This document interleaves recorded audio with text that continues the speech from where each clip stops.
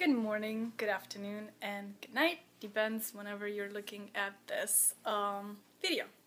So today we're going to start the book with Prologue. And I'm going to mention Psalm 139, 14, 15, where it's talking about just we're created so wonderfully and marvelous and in the depth of the womb of our mothers, and that God sees it all, and he's seen it, and he sees us from that stage of life.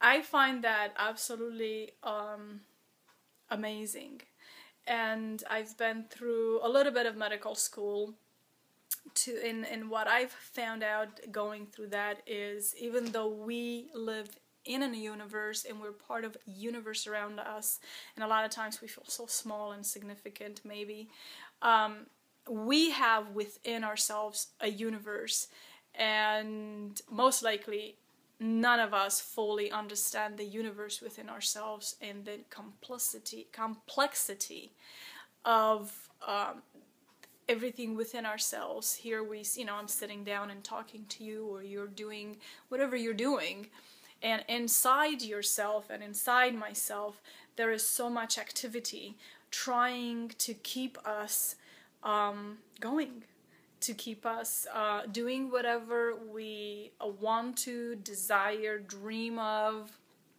And then there's also the part when things start breaking apart and not working the way is meant to. It's lacking harmony. So something is not working together. There's most likely an invader from outside trying to take over, in the body is trying in itself to just give signals in to other things to come and fight, to try to kill and destroy this invader so we can move on and do what we plan on with our lives. So there's that, to me, is just amazing. And I know I've had this and sometimes in my life, and it's easy to have this thought, man, I wish I was born in a different family, I wish I had different brothers and sisters, I wish I was born in a different country, I wish I was born in a different era, or different timing. And I believe that if you truly take a look at your life, you will and look for the beauty within your life, you will understand and realize that you are exactly where you belong. The timing of your birth and of your life on earth is right, and it's perfect from so many aspects, and just make the most of it. As well as I'm telling that myself, I'm trying to make the most of it and being thankful and realizing, no, I was born in the right family with the right siblings, in the right country, in the right timing, and looking at my life and how God worked in it, and it blows my mind away. So that's enough of that, we're moving on. So the prologue starts with my mom being pregnant with me, sweeping around the courtyard of her parents, which at the time, both my dad and my mom, after they got married, moved there and lived with. That is something typical for the Romanian younger generations. Younger couples to move in with their parents, multiple younger couples to moving in with their parents and then raising together their children, grandchildren, everybody's just contributing to that, raising the family, the relationship. Of course it causes stress, and that depends on the in-laws and the daughter-in-law and son-in-law and stuff like that, and also it can cause amazing blessing, and also that depends on how we each look at life, what we expect out, of each other. But it starts that way, and back in Romania it wasn't the convenience like right here, you're pregnant, you jump in the car and stuff like that. My mom had to walk to a bus station, you take the bus, you make it there. If you're close enough, walking distance to the hospital, you walked to the hospital, while you were in labor. And of course, the treatment in the hospitals was horrible, and it was 10 times more exaggerated towards the Christian mothers, because that was during communism, and Christians were viewed as a plague, as a disease, and that it needed to totally be wiped out. There were cases, not so many as we may think, or and not that I went and researched this, but there were cases where there were some doctors so cruel and so brutal that they would never tell the mother. They would tell the mother the baby was stillborn, but it was not the truth, and they actually killed the baby after the baby was born, simply because it was going to be born and raised in a Christian environment.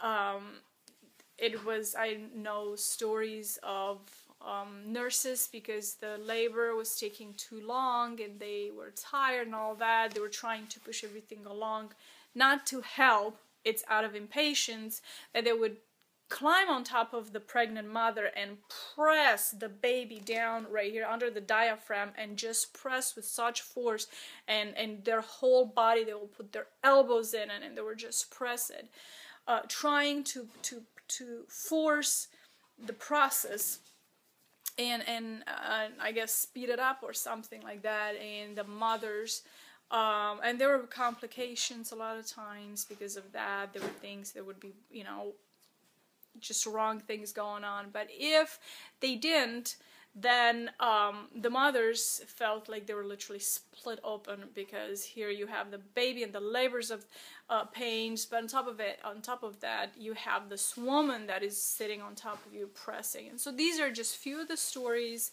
We're not going to take time going into too many of those horrible stories, but that's to give you an idea of, no, Christians were persecuted, and they were made sure that they knew, and they heard enough of that and treated enough of to get the idea and the concept, you're not wanted, and we're going to do everything possible to make your life miserable to the point of your own death, which we consider a benefit.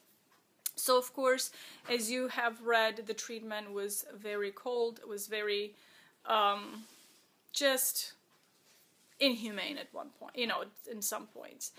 Yes, I was born earlier. I was born with some issues. They didn't think I was going to, they thought I was going to be retarded. I don't know the political word, so I'm not even going to go into that. They didn't think I was going to be able to have children because of some, the reproduction organs were not quite dropped, or I don't know exactly the details. I had some other issues, so they didn't think that I was going to really make it. And if I were to make it, I was going to be just a burden on the society. And they wanted to take care of me. Oh, how nice of them. So, of course, my mom said no. And she stood with what she believed, which is against death and against abortion and against killing and all that stuff. This was her baby, and if God wanted her baby to have issues, she trusted him above everybody else, and she stood firm by that. And I'm so grateful. I'm so thankful for that. So be thankful for your mothers. They probably fought for you more than you actually realize and thought. To wrap it up, of course, the story in this part of the prologue, it's what I've heard stories from my mom and other ladies giving birth of the treatment, stuff like that. So I kind of gathered an image of that. So it's not verbatim exactly what truly happened, but it's truth. There is truth in that. But the imagination behind treatment, stuff like that, was based on what my mom told me.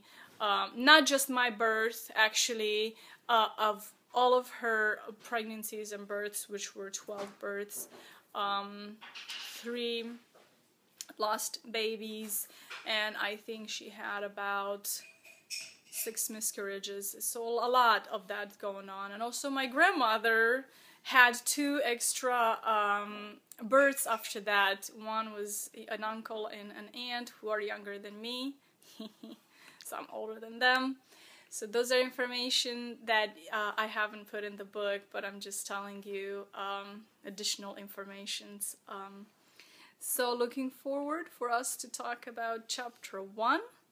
Of course, the part with the angel protecting me, that was something that I put in because I totally like to see God taking care of us in that regard. All of us, not just me, all of us. So hopefully this commentary kind of helped you a little bit to understand and give you a better understanding of the prologue chapter. And if you have questions or if you have comments, please put them in. The more the better. And have a great rest of the day, and we will talk to you soon. We'll continue with chapter 1. Bye bye.